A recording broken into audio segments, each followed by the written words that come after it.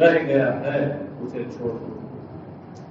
یعنی جو اس ممانعت کے نزول سے پہلے تم نے سودی کام کیا تھا، اگر تمہارا سود کسی کے ذمے باقی ہے تو اب اسے چھوڑ دو. ضرور کمانا اترو وزارہ یا ضرور سے وزارہ یا ضرور بیمان طرح کا یا ضرور سے ہے اترو. اگر تم مومن، کیا مطلب ہے؟ صادقین فی ایمانکم، اگر تم صادق الایمان ہو، اپنے ایمان میں سچے.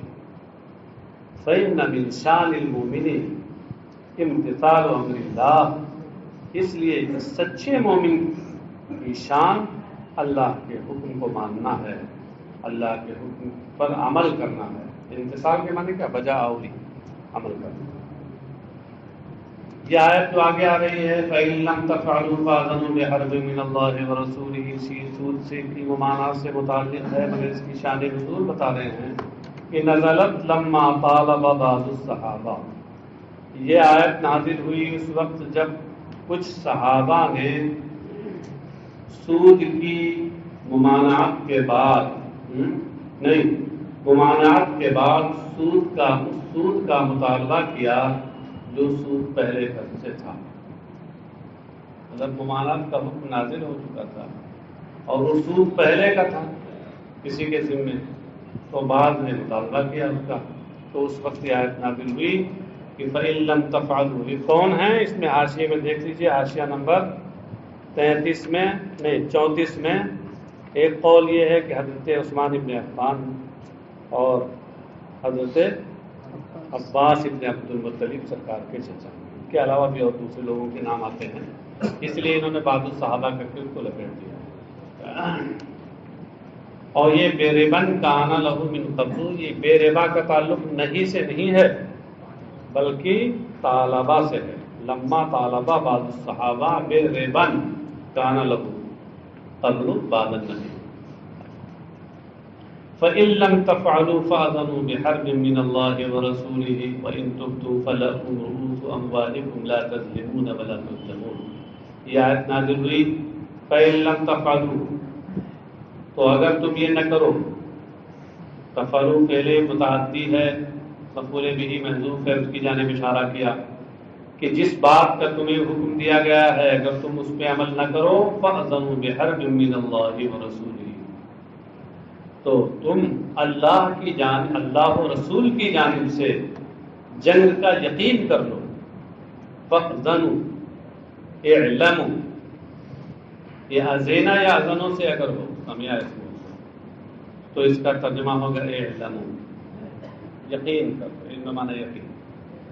اور اگر یہ آذنا یوزنی تو جیسے دوسری قرات میں ہے، ایک قرات میں فآذنوا ہے، باب افعال سے سیغ ہے، تو اس صورت میں پھر اس کا بھی ترجمہ ہو جائے گا فَأَعْلِمُوا، اعلام سے امر ہو جائے گا. اس لیے ایسے مادے کا صیغہ رکھا ہے انہوں نے مفسر نے کہ چاہے وہ قرات لیجئے آذنو والی اور چاہے ازنا یا اذنو والی قرات لیجئے، ان کو تفسیر بدلنی نہیں پڑے گی، وہی کام چل جائے گا. آذنو والی صورت میں عالمو ہو جائے گا، عالمو کی طرح اعلان کر دو، اللہ و رسول کی جانب سے جنگ کا اعلان کر دو. اور ازنا یا اذنو جو امام عاصم روایت جو قرات ہے اس صورت میں اس کی تفسیر ہو جائے گی یہ علم، یقین کر لو اللہ و رسول کی جانب سے جنگ کا، اپنے لیے تم یقین کر لو. یہ لکم جو نکالا ہے اس کا تعلق بھی اسی حرف سے ہے، تو تم اپنے لیے اللہ و رسول کی جانب سے جنگ کا یقین کر لو. فیہ تحدید شدید لہم، مفسر کہتے ہیں اس میں اس آیت میں لوگوں کے لیے زبردست تحدید اور دھمکی ہے. ولما نزلت، اور جب یہ آیت نازل ہوئی قالوا، تو لوگوں نے کہا لا ید لنا بحربہ، لا ید، بعض نسخوں میں یہاں نسخے مختلف ہیں، بعض نسخوں میں ہے لا یدا لنا بحربہ، یدا واحد کے صیغے کے ساتھ، تو اس میں تو کوئی کلام نہیں، واضح ہے کہ ید بول کر قوت مراد لی، طاقت، یعنی لا طاقت لنا بحربہ، اور حربہ میں ہا ضمیر کا مرجع اللہ و رسول دونوں ہیں مذکور کی تعویل میں، یا یہ کہہ لیجیے ہاں مذکور ہی کی تعویل میں مناسب ہے۔ مطلب یہ ہوا کہ ہمیں اللہ و رسول سے جنگ کی ہمارے اندر طاقت ہے، یہ کہتے ہوئے اور ان لوگوں نے وہ چھوڑ دیا، جو قصور ان کا دوسروں کے ذمہ تھا اس کو چھوڑ دیا۔ اور یہ نسخہ جو آپ کے سامنے اس میں لا یدہ ہے، لا یدہ ہونا تو چاہیے تھا لا یدین، مگر تخفیفاً نون کو، نون تثنیہ کو حذف کر دیا۔ انسان کے دو ہاتھ ہوتے ہیں عموماً، اور ہاتھ یہ آلے قوت ہے، تو ذل اعلیٰ بول کے اعلیٰ مراد دیا گیا۔ اگر یہ توجیہ کریں آپ تو اس صورت میں کیا ہوگا؟ مجاز مرسل ہوگا، ہاں، اور ہاتھ کے لیے قوت لازم ہے، یہ توجیہ کریں آپ، ملزوم بول کے لازم مراد دیا گیا، کنایا ہو جائے گا۔ ایک ہی میں مجاز مرسل اور کنایا، ارے بہت کچھ ہو سکتا ہے، استعارہ بھی ہو سکتا ہے، کنایا بھی ہو سکتا ہے، مجاز مرسل بھی ہو سکتا ہے۔ یہ استعارہ، کنایا، مجاز مرسل یہ ایسی کوئی چیز تھوڑے ہی جو اوپر آسمان سے نازل ہوئی ہے، یہ تو آپ کا انطباق ہے کہ آپ علمی اعتبار سے جس طرح منطبق کر لے جائیں اور اس کی تقریر صحیح صحت ہو جائے۔ اسی لیے خود ماہرین نے بات کہی ہے کہ کبھی کبھی ایک عبارت میں اور ایک لفظ میں اس کے مختلف زاویے ہوتے ہیں، مختلف پہلو ہوتے ہیں۔ ایک پہلو کے اعتبار سے کوئی ایک صورت بنتی ہے، مثلا استعارہ ہوتا ہے، دوسرے پہلو کے اعتبار سے وہاں مجاز مرسل ہوتا ہے، تیسرے پہلو کے اعتبار سے کنایا ہو سکتا ہے، مختلف پہلو نکل سکتے ہیں۔ خیر، یہ لا یدہ یہاں پڑھا جائے گا، سمجھ گئے؟ یہ جو زیادہ سے زیادہ توجیہ اور تعویل کی جا سکتی وہ یہی ہے کہ تخصیصاً نون کو حذف کر دیا، ورنہ کوئی قاعدہ نہیں حذف کرے۔ اس زمانے کے اگر کسی آدمی کا یہ کلام ہوتا تو سیدھے کہہ دیتے کہ غلطی ہے، اگر بزرگوں کے ہاں تو ٹھیک نہیں ہے نا، وَإِن تُبْتُمْ فَلَكُمْ رُءُوسُ أَمْوَالِكُمْ، اور اگر تم اس سے توبہ کرو، یعنی اس سے رجوع کرو۔ رجوع کرنے کا مطلب کیا؟ باز آ جاؤ اس سے۔ بھائی تابہ یتوبو کے اصل معنی ہوتے ہیں رجائے، اگر تم اس سے باز آ جاؤ فَلَكُمْ رُءُوسُ أَمْوَالِكُمْ، تو تمہارے لیے تمہارے اصل مال ہیں، اصل مال جو تم نے دیے تھے سودی کاروبار کے طور پر، جو اصل سرمایہ ہے وہ تمہیں ملے گا۔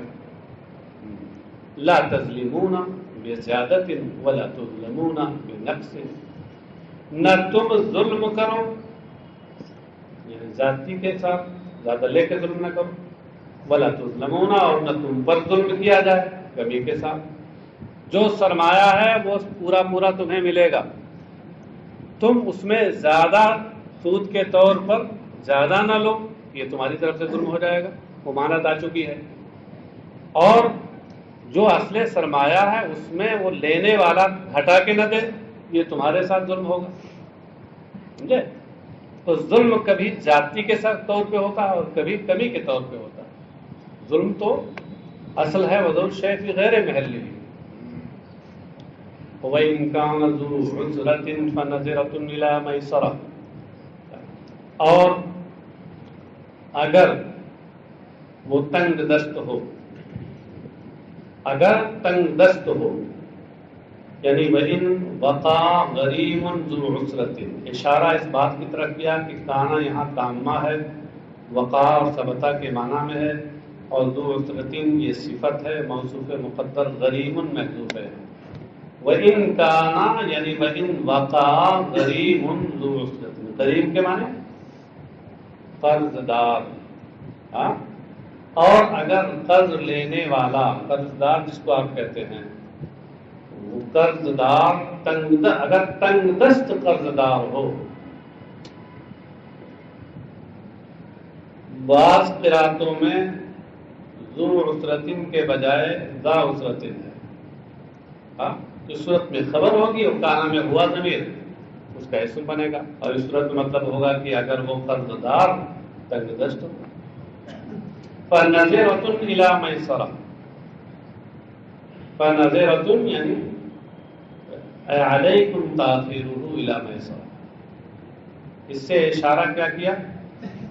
اس علیکم نکال کر یہ بتایا کہ نظرۃ یہ مبتدا ہے اور اس کی خبر یہاں محذوف ہے، علیکم بمنزلہ خبر ہے. اور تاخیرہ نکال کر یہ بتایا کہ نظرۃ کے معنی تاخیر کے لغوی معنی ہوتا ہے. اگر وہ تنگ دست ہے تو تمہارے اوپر لازمی طور پر قرض کو مؤخر کرنا ہے الی میسرہ، اس کی کشادگی تک. جب تک اس کے پاس مال نہ آ جائے، کشادہ حالی نہ آ جائے، اس وقت تک تمہارے اوپر واجب ہے کہ تم اس کو مؤخر کرو. میسرہ یہاں دو قراتیں ہیں، میسرہ بفتح السین، میسرہ بضم السین، معنی ایک ہی ہیں دونوں، سین کے فتحے اور ضمے کے ساتھ. بات سمجھے؟ ہاں.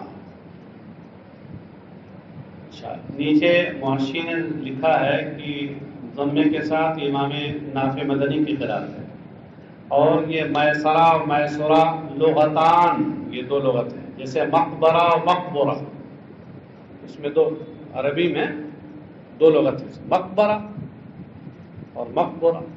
ایسے میسرہ اور میسورہ، اور یہ اسی کی طرح ظرف مکان ہے، ظرف زمان ہے، ظرف مکان نہیں، ظرف زمان.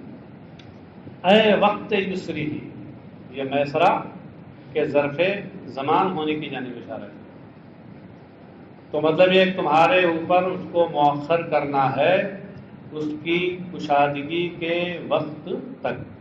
وَأَن تَصَدَّقُوا خَيْرٌ لَكُمْ إِن كُنتُمْ تَعْلَمُونَ، اور یہ کہ تم صدقے میں دے دو، یہ تمہارا صدقہ کر دو، یہ تمہارے لیے بہتر ہے. ان کنتم تعلمون، اگر تم جانتے ہو، علم رکھتے ہو. یہاں تصدقوا اور تصدقوا دو قراتیں ہیں. تو تصدقوا یہ جو قرات ہے یہ امام عاصم کی ہے. تصدق اس کی اصل ہے تتصدق. باب تفاعل میں دو تا اکٹھا ہوئی، ایک کا حذف جائز ہے، یہ مشہور قاعدہ ہے. تو تصدقوا سے تصدقوا ہو گیا. اور جو اکثر قراء کی قرات ہے وہ تصدقوا ہے، اس کی بھی اصل وہی ہے، تصدقوا. اور اس میں وہ قاعدہ جاری ہوگا کہ باب تفاعل اور تفاعل میں جب فا کلمہ صاد ہو تو تائے تفاعل کو اس کا ہم جنس کر کے اسی میں ادغام کر دیتے ہیں. ہاں تو ہو گیا تصدق. معنی وہی ہیں، کہتے وان تصدقوا بالتشدید علی ادغام التاء فی الاصل بالصاد وبالتخفیف علی حذفها. ان تصدقوا تشدید کے ساتھ، نیچے لکھا ہے تشدید الصاد للاکثر، اکثر خدا کی قرات ہے. یہ دراصل تا کے صاد میں ادغام کے ساتھ ہے، اور تخفیف کے ساتھ یہ تا کے حذف کے ساتھ. یہ امام عاصم کی قرات ہے. اے تتصدقوا علی المعسر، ان تصدقوا کا مطلب کیا ہوگا؟ اے ان تتصدقوا علی المعسر، تم تنگ دست پر صدقہ کرو. یہاں اس موقع پہ صدقہ کرنے کا کیا مطلب ہے؟ بات تو چل رہی ہے سود کی، کہ سود کسی کے ذمے ہو اور وہ تنگ دست ادا نہیں کر پا رہا ہے، تو اس کے صدقے کا مطلب کیا ہے؟ بالابرائی. یہ بالابرائی میں جو با ہے یہ بائے تصویر ہے، اور یہ تصدق کے معنی بتا رہی ہے. یہ برا کے معنی ہوتے ہیں ساقط کر دینا، ساقط کر دینا مطلب یہ ہوا. اور یہ کہ تنگ دست سے تم اس کو ساقط کر دو. تو ساقط کرنا بھی ایک صدقہ ہے، اس کو صدقہ کہا گیا. خیر لکم، یہ تمہارے لیے بہتر ہے. ان کنتم تعلمون انہ خیر، اگر تمہیں علم ہو کہ یہ بہتر ہے. ففعلوہ تو اسے تم کرو. یہ ففعلوہ نکال کر یہ بتایا کہ ان کنتم تعلمون، ان شرطیہ ہے، اس کی شرط تو موجود ہے، جزا محذوف ہے، وہ ہے ففعلوہ. کہتے ہیں وفی الحدیث من انذر معسرا او وضع عنہ اظلہ اللہ فی ظلہ یوم لا ظل الا ظلہ، رواہ مسلم. حدیث میں ہے، محشی نے لکھا کما اخرجہ مسلم، ہاں یعنی اس حدیث کی تخریج امام مسلم نے اپنی صحیح میں کی ہے.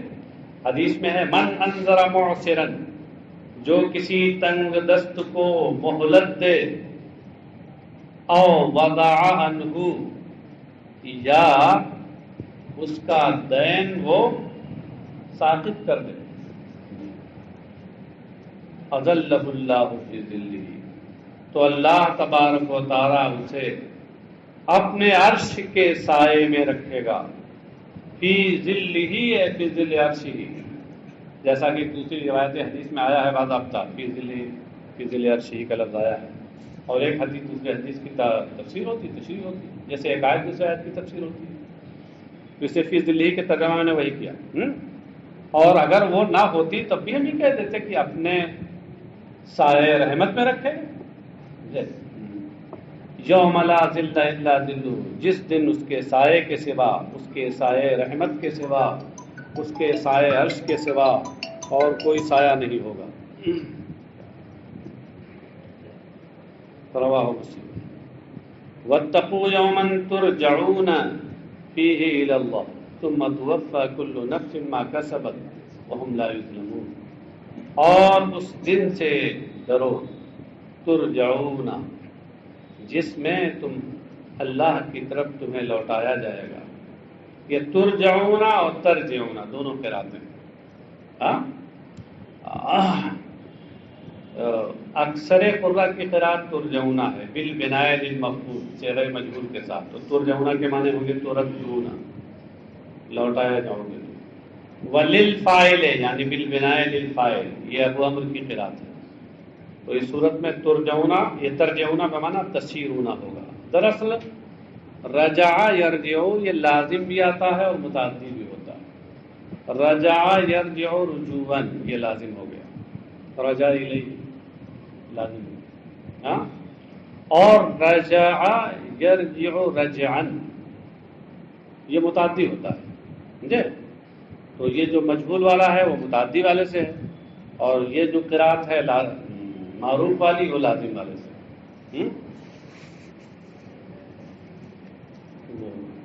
حماسہ میں ایک شعر یاد آتا ہے مجھے، جو شاعر کہتا ہے اصل ایام ان یرجعن قوما کالذی کانوا، اصل ایام ان یرجعن قوما، یرجعن قوما مفعول به ہے. ہاں قرآن کریم میں ہے فرجع البصر کرتین، فرجع البصر، والبصر مفعول به ہے. اس سے کیا پتہ چلا کہ رجع متعدی بھی ہوتا ہے، لازم ہونا تو مشہور ہے، سبھی لوگ جانتے ہیں. اس دن سے ڈرو جس دن تمہیں اللہ کی طرف لوٹایا جائے گا، یا تم اللہ کی طرف لوٹ کر جاؤ گے. یہ کون سا دن ہے؟ قیامت کا دن ہے. ثم توفی فیہ کل نفس ما کسبت، اور پھر ہر جان کو اس میں پورا پورا دیا جائے گا جو اس نے کمایا. پورا پورا دیا جائے گا جو اس نے کمایا، یعنی جو بھی اس نے نیکی اور برائی کی ہے، نیکی بدی جو بھی کی ہے، پوری پوری اس کی جزا دی جائے گی. یہ ماں کا سبق سے پہلے جزا نکال کر بتایا کہ مضاف محذوف ہے، اور کسبت کے بعد عاملت نکال کر بتایا کسب عاملہ کے معنی میں من خیر و شر. یہ بیان ہے ماں کسبت میں ماں کا. وَهُمْ لَا يُظْلَمُونَ، اور ان پر کچھ بھی ظلم نہ کیا جائے گا. بتا چکا ہوں کہ ظلم کبھی کچھ کمی کے ذریعے ہوتا ہے اور کبھی اضافے کے ذریعے ہوتا ہے. ان پر کوئی ظلم نہیں کیا جائے گا. بنقص حسنۃ اور زیادت سیئۃ، نیکی کم کر کے یا گناہ اور بدی کو بڑھا کے. جتنی نیکی کی ہے اس کا پورا پورا ثواب ملے گا، اور اللہ کا فضل ہو جائے تو اس سے زیادہ. اور جتنی بدی کی ہے، گناہ کیا ہے، بس اتنے ہی کی سزا اسے ملے گی، اس سے زیادہ نہیں. یا ایھا الذین آمنوا اذا تداینتم بدین الی اجل مسمى فاکتبوہ ولیکتب بینکم کاتب بالعدل. یہ قرآن کریم کی آیتوں میں سب سے لمبی اور طویل آیت ہے. سمجھے؟ اطول آیات القرآن. دیکھیے کہاں تک پہنچ پاتے ہیں، جیسے پوری ہو پاتی بھی نہیں. بہرحال اس میں معاملات کا بیان ہے، باہمی لین دین کا بیان ہے. اور آپ نے ہدایہ میں ابھی نہیں پڑھا ہوگا، کتاب السلم جب پڑھیں گے تو کتاب السلم کا ثبوت اسی آیت سے ہوتا ہے. سمجھے؟ سید المفسرین حضرت عبداللہ ابن عباس اور دیگر اور مفسرین سے یہی مروی ہے کہ یہ آیت بیع سلم کے بارے میں نازل ہوئی. یہی امام اعظم ابو حنیفہ کا بھی مذہب ہے، امام شافعی کا بھی مذہب ہے. اور پتہ نہیں کیسے مفسر شافعی ہیں مگر انہوں نے اس میں امام مالک کے مذہب کو ذکر کر دیا. پتہ نہیں کیسے تفسیر کرتے ہیں کسلم و قرض. امام مالک کے نزدیک قرض کا یہ آیت جو ہے بیع سلم کی کا جہاں سے ثبوت ہوتا ہے ویسے قرض کا بھی ہوتا ہے. لیکن اور دیگر ایمان وہ کہتے ہیں صرف سلم کے بارے میں. چلیے سر. یا ایھا الذین آمنوا اذا تداینتم بدین الی اجل مسمى، اے ایمان والو جب تم مقررہ میعاد تک دین کا لین دین کرو. تداینتم بدین یعنی تعاملتم بدین، دین کا کے بدلے میں لین دین کرو. دین کا مطلب کیا ہوتا ہے؟ یہ نقد کے مقابل میں بولا جاتا ہے. ہاں ارے وہ قرض نہیں، ہاں وہ بھی ترجمہ مت کرو جو آپ نے پہلی فارسی میں اس میں کیا کہتے ہیں گزارِ دبستہ میں پڑھا ہے. یہاں دین سے مراد واجب فی ذمہ ہے. قرض بھی واجب فی ذمہ ہوتا ہے، مگر قرض میں اور دین میں یہ فرق ہوتا ہے کہ دین میں میعاد مقرر کی جاتی ہے. دین میں میعاد مقرر کی جا سکتی ہے بلکہ کرنا چاہیے، اور قرض میں صحیح یہی ہے کہ میعاد نہ مقرر کی جائے، کیونکہ قرض یہ ایک احسان کا معاملہ ہوتا ہے. اور جب آپ نے بطور حسن سلوک کسی کی مدد کے لیے کسی کو دیا ہے کچھ، تو اس میں میعاد مقرر کرنے کا کیا مطلب؟ جب تک وہ اس لائق نہ ہو جائے وہ چھوٹ دینی چاہیے. اب یہ اور بات ہے کہ لوگ چھوٹ کا ناجائز فائدہ اٹھانے لگتے ہیں، اس لیے کچھ قرض دینے والے بھی ہوشیار ہو گئے. اے ایمان والو جب تم آپس میں دین کے بدلے لین دین کرو، معاملہ داری کرو، جیسے بیع سلم کرو یا قرض دو، الی اجل مسمى معلوم، ایک مقررہ میعاد تک. مقررہ میعاد کا مطلب یہ ہے کہ وہ میعاد ایسی ہونی چاہیے جس کی تعین ہو. نیچے دیکھے لکھا ہوا ہے اے بالایام او الاشہر، کہ یہ لین دین اس میعاد کے ساتھ ہو کہ اس میعاد کی تعین یا تو دنوں سے ہو کہ بھائی یہ دے رہے ہیں 20 دن میں آپ ہمیں دیں گے، ثمن ہمیں 20 دن میں دے دیں گے. سمجھے؟ یا مہینے کے اعتبار سے 1 مہینے میں، 2 مہینے میں، 1.5 مہینے میں، اس طریقے سے. یہ مبہم تعین نہیں ہونی چاہیے کہ ہم دیں گے اس وقت جب ہمارا کھیت کٹے گا، ہم دیں گے اس وقت جب ہمارے غلہ گاہا جائے گا. اس کو فقہا ناجائز قرار دیتے ہیں کیونکہ یہ مفضی للمنازع ہے. اور معاملہ داری میں بجوع کے باب میں جہاں جھگڑے کا معاملہ ہو اور جو صورتیں مفضی للمنازع ہوتی ہیں اس سے بیع فاسد ہوتی ہے. اسی لیے نیچے دیکھے لکھا نا کہ مسمن معلوم کا مطلب ہے بالایام او الاشہر لا بالحصاد والدیار، کہ یہ نہیں کھیتی کٹنے یا غلہ گاہنے تک ہم ایسا کریں، کیونکہ اس سے تعین نہیں ہوتی. پتہ نہیں کھیتی آپ کی کب کٹے گی، آپ پتہ نہیں کب تک غلہ گاہیں گے. غلہ گاہنے کا مطلب وہ غلہ نکالنا اس سے. وہ پہلے ہوتا تھا نا بیلوں کے ذریعے سے، اور اس کو دوائی کرتے تھے، اسی کو دیاس کا ہے، داسا ہے جس کو دوسن و دیاسن، پیروں سے روندنا غلہ گاہ. تو اس سے تعین نہیں ہوتی تھی تو اس میں جھگڑا ہوتا تھا. وہ پہنچا کہنا کہ بھائی ہم نے تو دیا تھا، ٹائم تو آ گیا دیجیے. یہ کہہ رہا ہے جس کے پاس جس کو اس نے دیا تھا کہا میں نے تو یہ کہا تھا نا کہ غلہ گاہیں گے تب دیں گے، ابھی دیکھیں ہمارا رکھا ہوا غلہ، ابھی کہاں ہم نے کہا فَاكْتُبُوهُ، تو تم اسے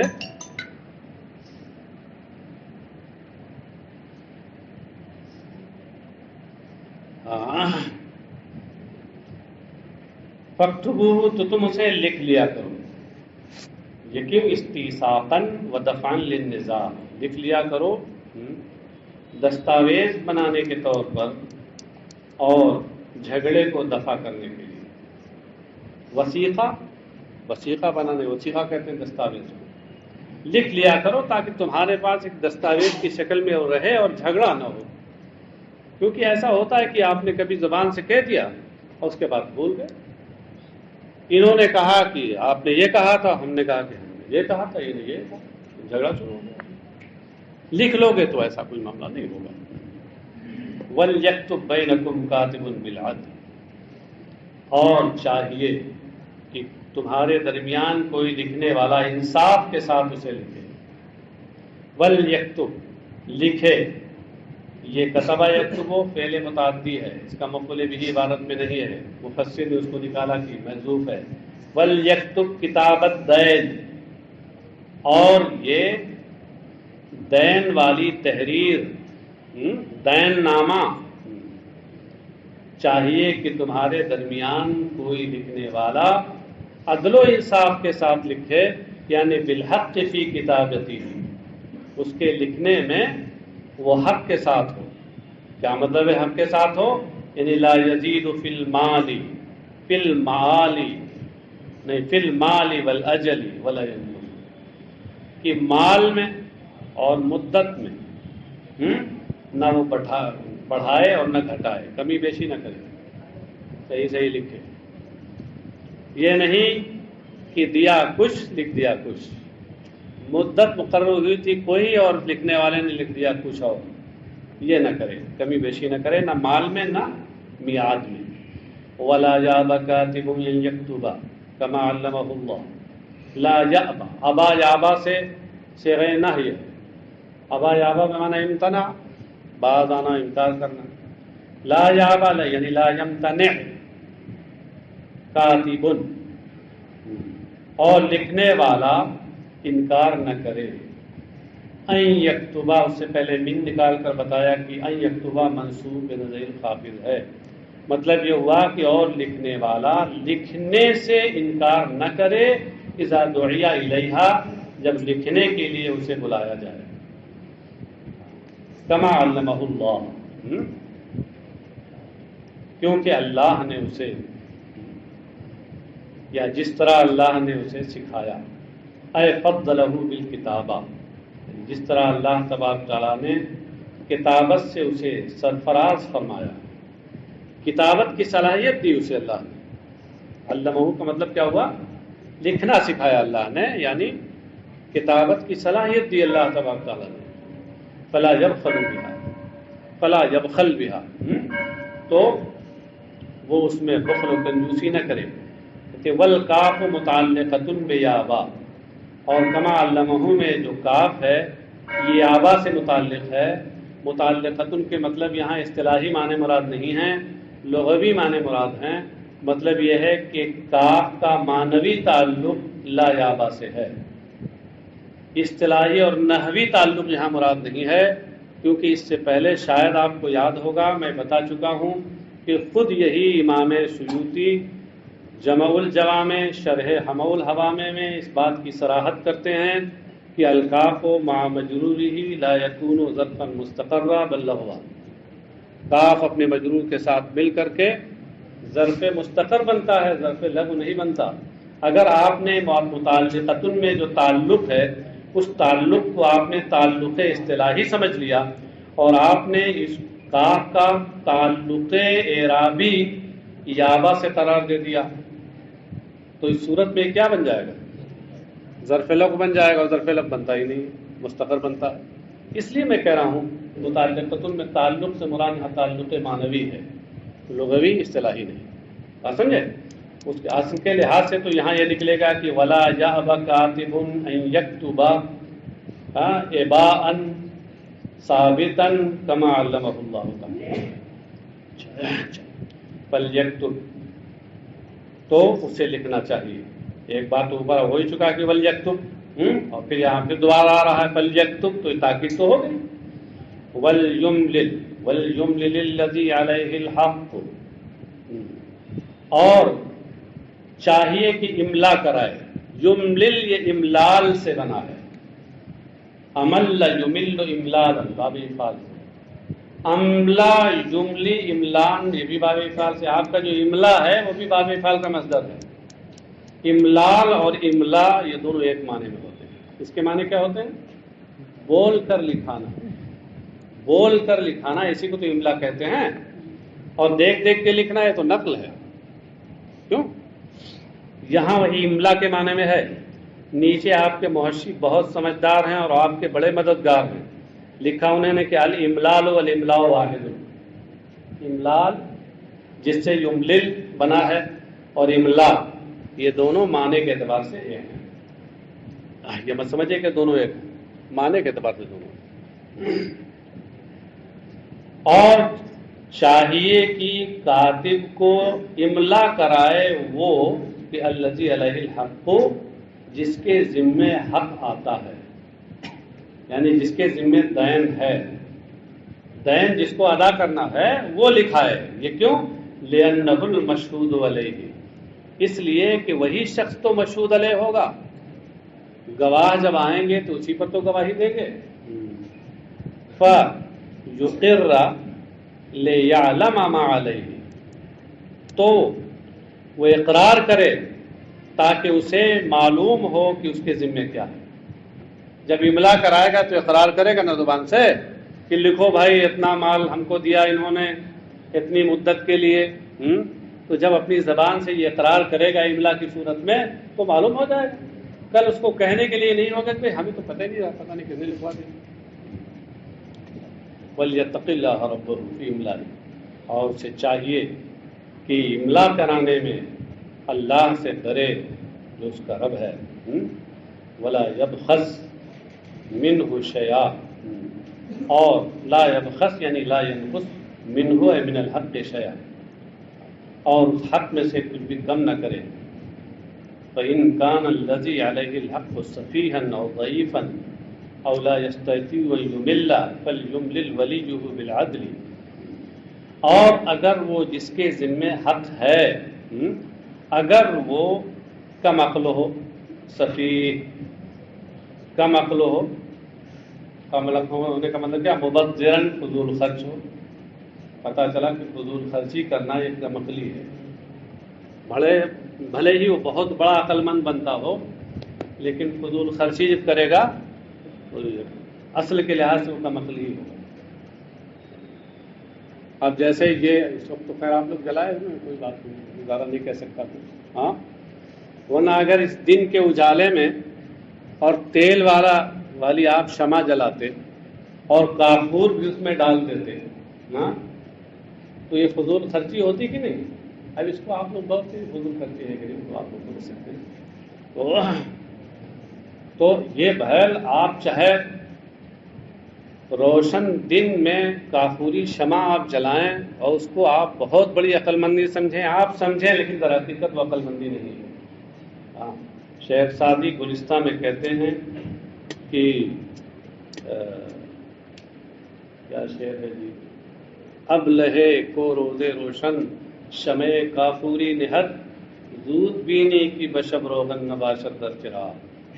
اب لہے وہ کمقل جو دن کے اجالے میں کافوری شمع جلاتا ہے، بہت جلد تم دیکھو گے اندھیری رات میں اس کے چراغ میں تیل نہیں رہے گا، سب لٹا دے گا بیکار، اور جب ضرورت کا وقت آئے گا نہیں رہے گا وہ. تو بہرحال صفیحاً کم عقل یعنی فضول خرچ ہو اگر، اور ضعیفاً یعنی املا کرانے میں وہ کمزور ہو، مطلب املا کرانے قاصر ہو. لے صغرن اور کبرن، کم سن ہونے کی وجہ سے یا عمر دراز ہونے کی وجہ سے. کبھی کم سنی کی وجہ سے وہ املا نہیں کرا سکتا، بچہ ہے ابھی وہ نہیں بتا سکتا کیسے املا کیا لکھنا ہے، یا بہت بوڑھا ہو گیا کہ منہ میں دانت نہیں اور پیٹ میں آنت نہیں جے، بولے گا کچھ لوگ سمجھیں گے کچھ جے، تو پھر ظاہر سی بات ہے کہ وہ املا کرانے سے قاصر ہے. تو کہتے ہیں ضعیفاً عن الاملا، یا املا کرانے سے وہ قاصر ہو اپنی کمسنی کی وجہ سے یا عمر درازی کی وجہ سے، او لا یستطیع ان یملا، یا وہ املا کرانے کی سکت اور طاقت ہی نہ رکھتا ہو. وہ کس وجہ سے؟ لخرص اور جہل باللغت، گونگے ہونے کی وجہ سے طاقت نہ رکھتا ہو، گونگا ہے وہ، بے زبان بول ہی نہیں پاتا. اور جہل باللغت، یا زبان نہ جاننے، زبان کی ناواقفیت کی وجہ سے، جس زبان میں بولنا ہے لکھوانا ہے وہی نہیں جانتا. اور نحو ذالک، یا اسی طرح کی کسی اور وجہ سے. فلیملل ولیہ، تو اس کے ولی کو پھر املا کرانا چاہیے. ولی کو کون؟ متولی امرہ، یعنی اس کے معاملے کا جو ذمہ دار ہے اس کو املا کرانا چاہیے. اب اس کی مختلف صورتیں ہیں، من والد و وصی و قیم و مترجم. خواہ والد، اور تشریف لائیے بتائیے، یا وصی ہو یا قیم ہو، قیم یعنی ناظم الامور، و مترجم یا مترجم ہو. اگر زبان نہیں جانتا ہے تو ظاہر ہے کسی ترجمان کا سہارا لینا پڑے گا. بالعدل، انصاف کے ساتھ املا کرائے.